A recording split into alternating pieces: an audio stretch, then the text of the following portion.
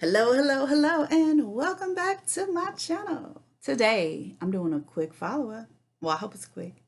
To the saga, the continuing saga of the stolen identity of one of my family members and next steps.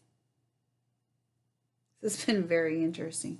The reason why I'm sharing this is because you might have a family member or you might yourself be or have been involved or might be involved in a situation like this, and I want to share so that you might be plugged into what you need to do, next steps, and resources available to help and so forth.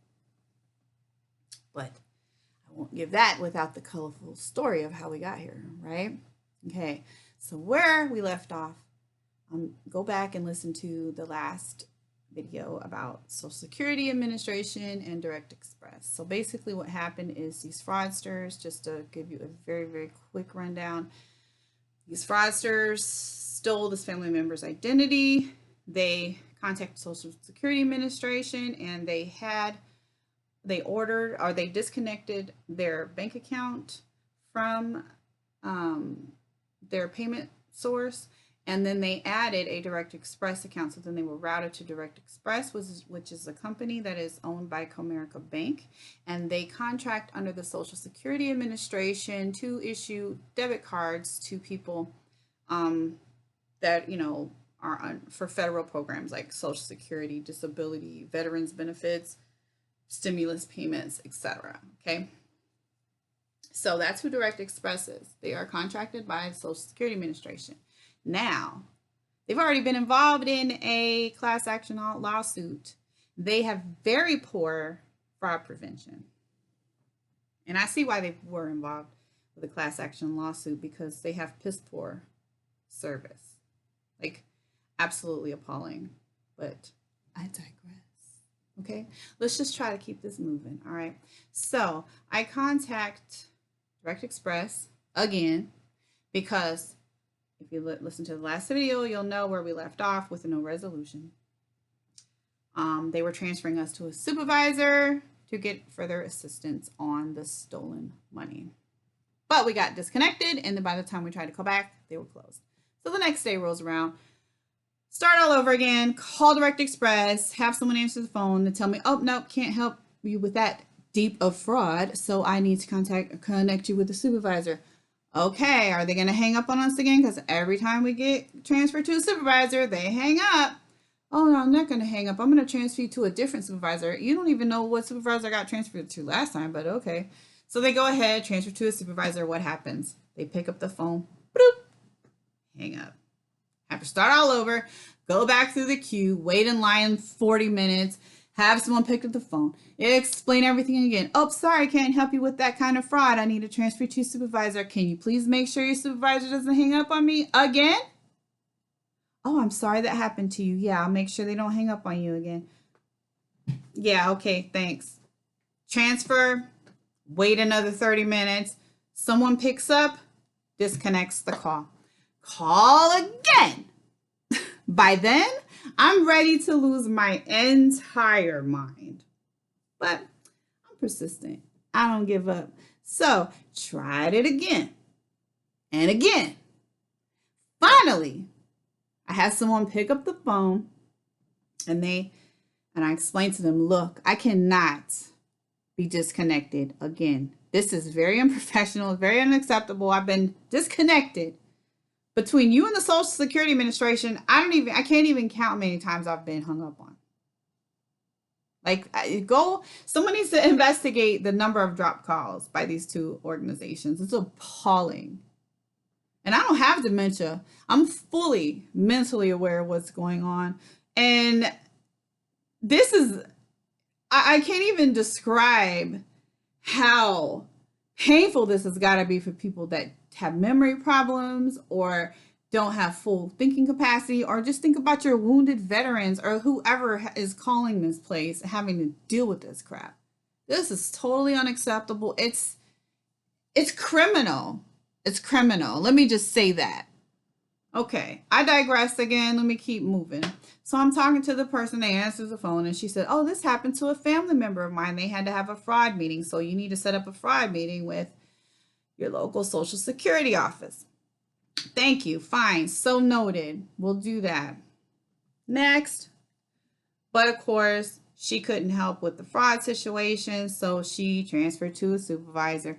Please, for the love of God, can you please make sure your supervisor does not disconnect me as soon as she answers or he answers, because this is exhausting. I need someone to help.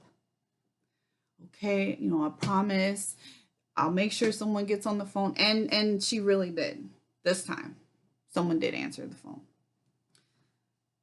Didn't get my issue resolved, but I made a baby step in the right direction. Someone answered the phone, and I was able to get an actual statement for the fraudulent account. That's further than I've gotten before, because now I know the address that this debit card went to, and I know where the funds were exited. That's more than I knew before. But they could not do anything about disputing the charges or fixing the address. They couldn't do anything about that.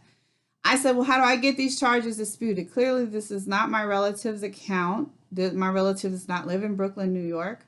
And you can easily prove this. Nor does my relative go walk to an ATM 4 minutes from Brooklyn, this Brooklyn address, and take out their entire Social Security check in an ATM in one day, which is what they did. This is clearly a red flag. If you had any kind of fraud prevention measures, someone should have been able to see that. I don't even know how the ATM was allowed to exit that much money in the same day. Like, don't you normally have a daily limit? This is mind-boggling to me, but who am I? Clearly, there's some glaring holes in the system. And don't ATMs have cameras? I'm sure whoever exited these funds is on camera, and it's not my relative. Furthermore, if you look up this address, you can see there's 4 individuals living there. They're all from Kingston, Jamaica. My relative's not from Jamaica. I love Jamaica and everything. I have friends from Jamaica. But this is clearly part of the 876 scam crime ring I've been telling you guys about. Now we have people from Jamaica at this address receiving a stolen debit card in the mail and going to the ATM down the street to withdraw the money. So one of them, I looked up the 4 people. There were 2 gentlemen in their 20s at this address. One is a brand new realtor in New York. Yeah, I'm going to really hope they don't steal your information when you go to buy a house there. Stealing. Can you imagine this brand new realtor on the scene stealing your identity when you go to buy a house? That's going to do great for your reputation. Then the other one, the other 20-something-year-old that was in the house, he is studying criminal law. Yeah, you're going to need that degree to bail your relatives out of jail. And then the oldest person in the house looked to be like, well, she was the mother and the grandmother. And then there was a female in the house. It was like an Instagram hair model. All from Kingston, okay? That's not suspicious. That's not suspicious at all.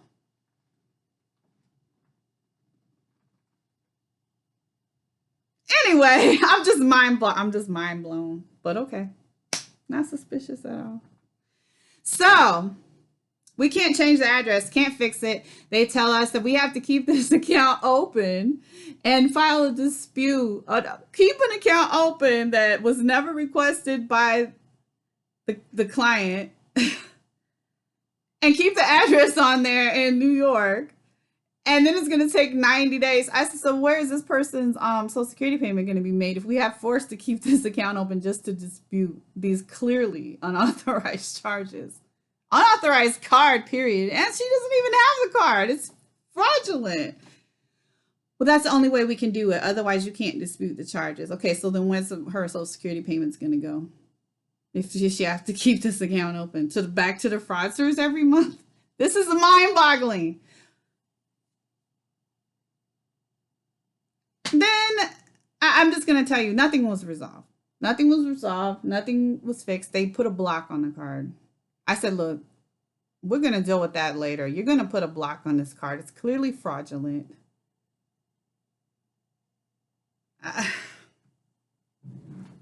Why you would encourage someone to keep something open that's clearly fraudulent is just, I don't even know what to say about any of this anymore.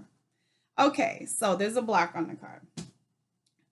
Then they were directing me to go back to the Social Security Administration to get the address fixed. I said, that Social Security Administration already has the correct address. You're the ones that doesn't have the correct address, so you won't fix it. And then they just kept arguing with me, telling me that, but the Social Security Administration is telling me I have to contact Direct Express. So again, there's the ping pong. Direct Express says call SSA. SSA calls Direct Express. Direct Express call. Nobody fixes it. Nobody fixes it. This is criminal. It makes me think there are people on the inside tied to this scam that are in there changing information so they can reroute people's funds and they're getting a cut or something, like something bigger. Like, I feel like I hit the tip of an iceberg because I've never seen so much covering up in my life, and finger pointing and rerouting and disconnecting and call dropping. And it's like a conspiracy. Anyway, next day I call the local Social Security Administration to try to set up a fraud meeting and see if they can do something about this unauthorized account and these unauthorized charges. Every single call I made, I was disconnected. Let's just make a long story short. Every single call I made, after someone picked up the phone, they would disconnect. Then finally someone took the information, got the permission to speak to me. I told the story. I got deep into the details of the story. And then in the middle of a sentence, they hung up on me again. I kid you not. This is a local SSA office. I said, you know what? I'm done with the games. So here's what you do. When this situation arises, you call your local congressman's office. And because let me tell you, your local congressman has congressional oversight over this administration, and they can pick up the case for you. And they have the right to audit a situation like this. And that's what I did.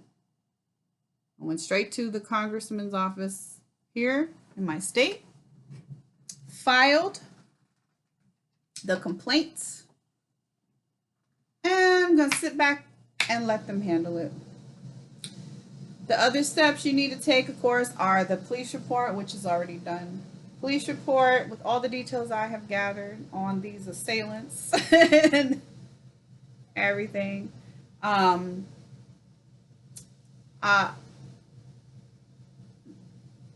is it?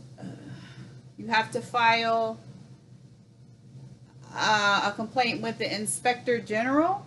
What is that? Yeah, the Office of Inspector General.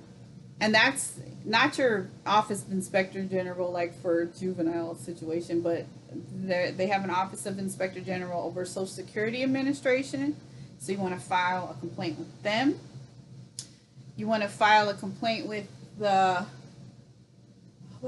FTC, Federal Trade Commission.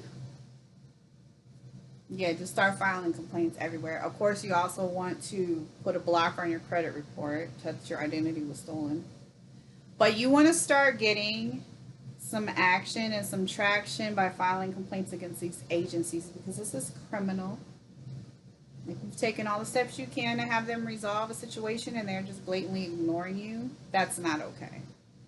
That's not okay. And they think that they can just treat our seniors like trash and throwaways, and our disabled veterans and our disabled people, period, regardless if you're a veteran or not, whoever you are, that have to call these government agencies. And I'm speaking of Direct Express because they handle payments for veterans. They handle payments for the SSDI. They handle just regular Social Security payments. They even just handle payments for your stimulus.